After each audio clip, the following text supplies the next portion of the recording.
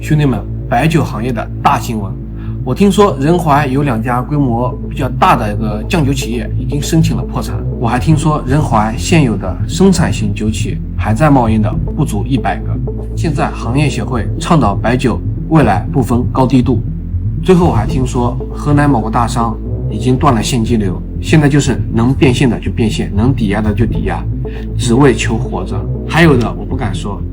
杭州有个干20年茅台回收商，手里30-400万的货，今年光亏损就亏了30-40万。还有人说自己亏的快够买辆奔驰了。以前抢着收的茅台，现在干脆暂停收货，生怕砸在手里。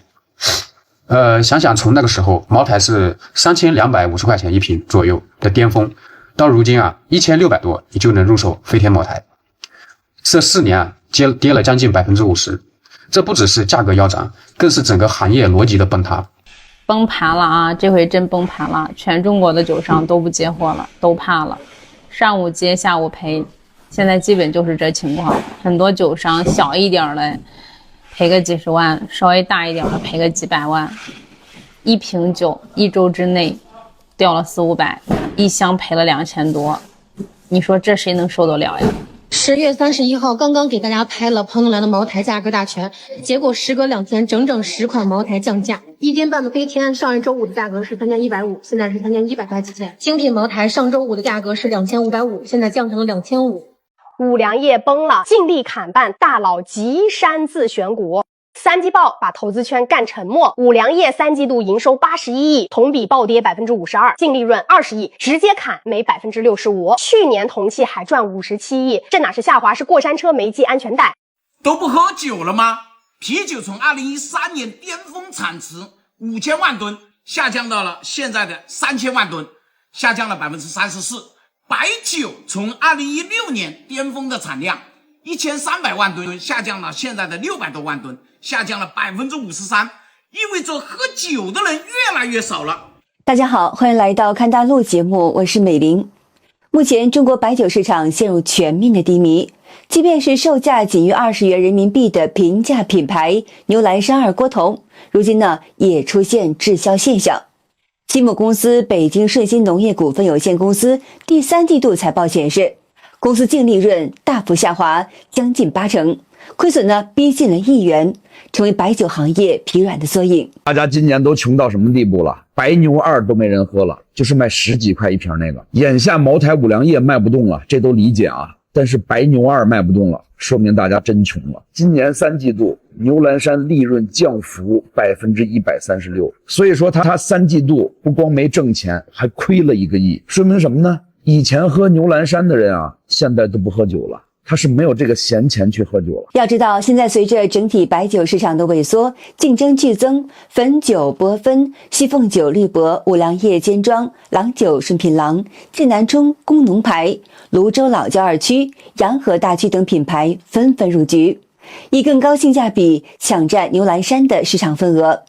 此外呢，顺鑫农业重点布局的无外包装盒、光瓶酒的市场竞争更趋白热化。2025年的6月，洋河股份携手京东推出高线光瓶酒洋河大区，单瓶售价是59块钱。此外呢，7月份伊利特也推出了定价28到35元的伊利粮仓系列，直接冲击牛栏山的价格带。业内人士指出牛栏山销量下滑并非是单一的品牌的问题，而是中国消费品市场面临的整体困局。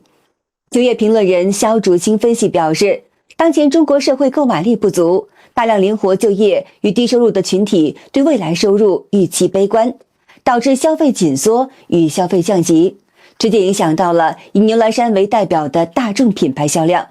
再加上餐饮场景复苏乏力，聚餐宴席等集野消费减少，使得即便是低价酒也是难以维持销量。那实际上呢，不只是顺鑫农业，整个的白酒行业第3季度都表现得非常惨淡。白酒圈出大事了，白酒巨头3季度集体业绩暴雷，五粮液的3季报营收直接腰斩，跌了52%，净利润更惨，暴跌超过65%。这个数据呢，就好比一个常年考满分的学生突然不及格了，把这个投资人都给整不会了。其实呢，不只是五粮液整个的白酒行业都是在过冬的。洋河直接亏了3个多亿，古井贡酒、水井坊这些知名的品牌利润呢，也是跌超了70%以上。白酒指出，这是一个不争的事实，喝酒总量在下滑，产量也随之减少。现在经济环境不景气，大家钱包都捂得更紧了。商务应酬是能省就省，婚宴寿宴也是从简办办。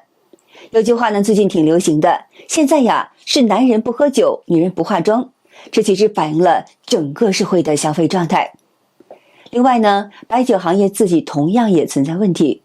前几年是行情好，厂家拼命往经销商那儿压货，现在消费降温了，货却堆积如山。更糟糕的是，价格还出现倒挂。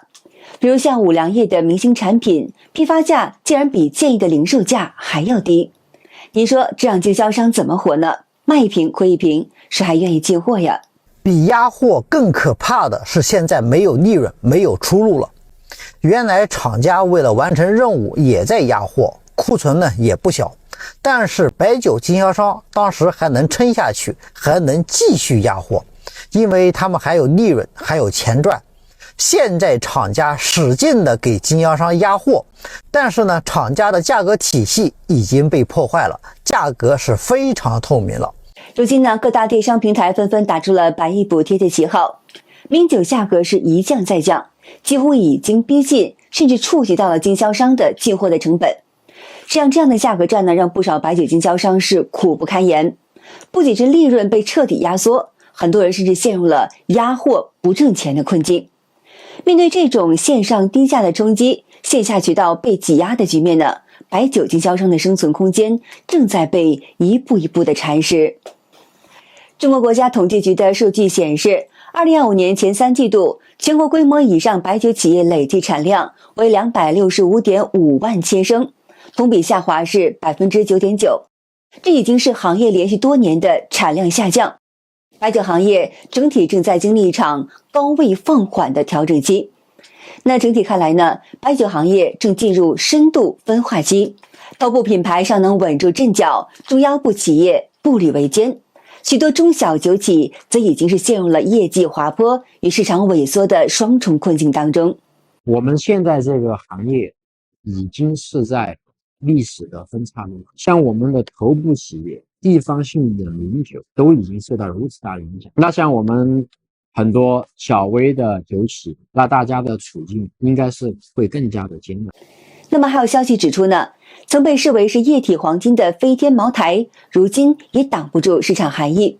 与4年前的高点相比呢，价格几乎腰斩，下跌将近 50%。2025年11月4日，贵州茅台飞天行情下跌，一箱6瓶，一瓶500毫升53度，今日行情1640单瓶。这酱酒的天是真塌了呀！这幸福来的也太突然了吧！我刚才打开 APP 一看啊，普朗266，居然是2瓶，我以为自己在做梦啊！打了这一巴掌，居然没打醒。然后我又搜了一下纯钻，203块，居然也是2瓶。然后我又看了一下金沙的1963啊，不死心108。我说你们这些定位200多的东西，现在都已经当100元口粮在卖了，你让那些100元口粮酒他们怎么活呀？而且我说的全部都不是网上的撸酒价，是随时都能买到的价格。原来茅台已经跌破1499了呀！财经评论员郭世亮指出，如今茅台批发价与官方指导价之间的价差不足200元，这就意味着经销商与回收商几乎是没有套利空间，躺着赚钱时代已经结束了。如今呢，飞天茅台降价对消费者来说，这似乎意味着茅台更亲民了。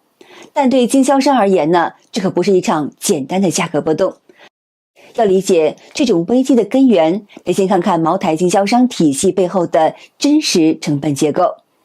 最近呢，飞天茅台官方出厂价是1169元一瓶，但是呢，一直以来经销商的实际拿货成本远远不止这个数字，而是一记直击生存命脉的重击。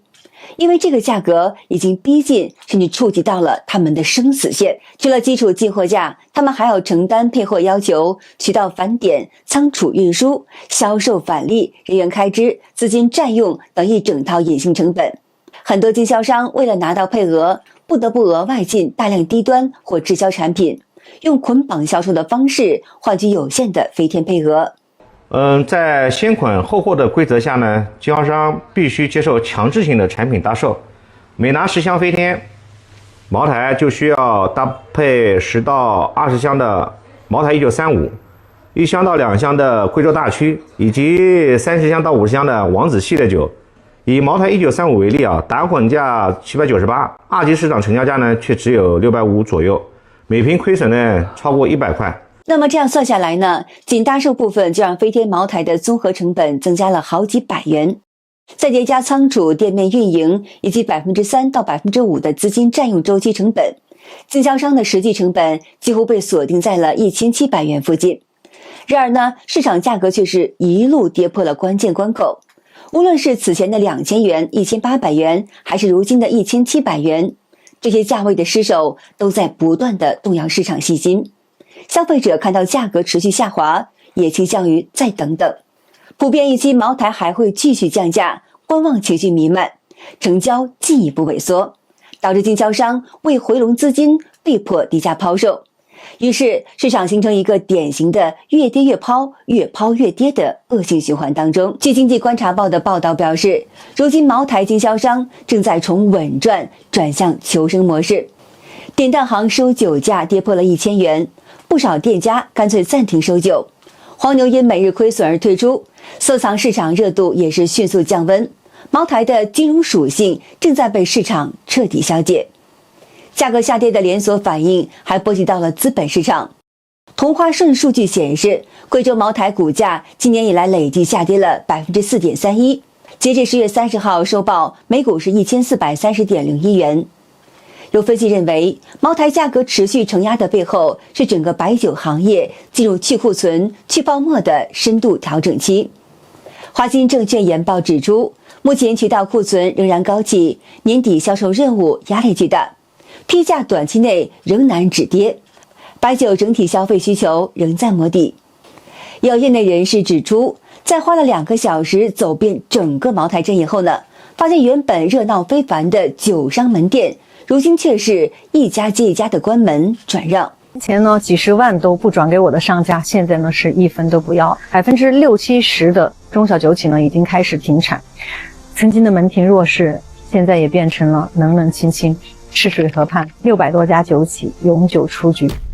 原酒价格跌破了30元美金，较峰值是暴跌了70%，甚至有30%的从业者已经开始转型，有的呢是去跑网约车了，有的呢开始摆摊卖小豆腐了。这不是周期，而是行业的。有分析认为，这次的困局是资本泡沫破裂加上结构性失衡的叠加结果。从2020年以来，超过2000亿热钱蜂拥而入酱酒行业，产能被疯狂的扩张，市场需求却跟不上，最终造成了严重供大于求。更深层的矛盾是消费心态的变化，消费者从跟风买酱酒转向了理性消费，更加注重性价比。200块以下的口粮酒逆势增长，而高端需求持续萎缩。那么与此同时呢，茅台的虹吸效应越发明显。仅茅台一家企业2025年营收高达了1871亿元，超过整个仁怀市白酒的总产量。这系列酒产量更是暴增5000多吨，几乎是挤压掉了中小酒企的生存空间。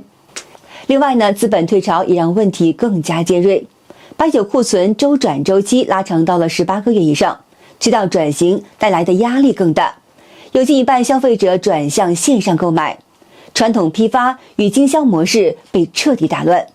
再加上政策与环保的双重约束，4改1、煤改气等改造政策直接提高了生产的成本，不少中小酒厂因为环保不达标被迫关停。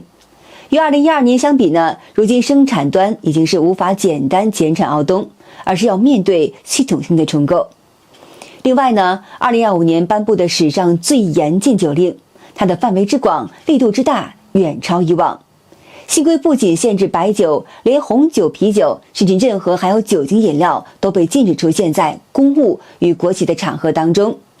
更重要的是，监管范围首次延伸到了国有企业和金融机构，这就意味着禁酒令正式从党政机关扩展到了更广的政商系统。这场政策风暴的冲击几乎是釜底抽薪式的。长期以来支撑高端白酒利润的政商消费，在短短数月内被彻底切断了。有数据显示，河南市场6到7月间高端白酒销量同比下滑，甚至超过了50%。茅台、五粮液等品牌在政务渠道的订单几乎归零。虽然政务消费在公开账面上比例早已经从2011年的40%降到2023年的5%，但业内是心知肚明，那只是明面的数字。如今呢，这条灰色链条被一刀切断，白酒企业利润暴跌的真实原因也就不言而喻了。好的，今天就和大家聊到这儿了，请您记得点赞、订阅、留言，并且分享给您的朋友们。感谢您的支持，我是美玲，我们下期节目再见。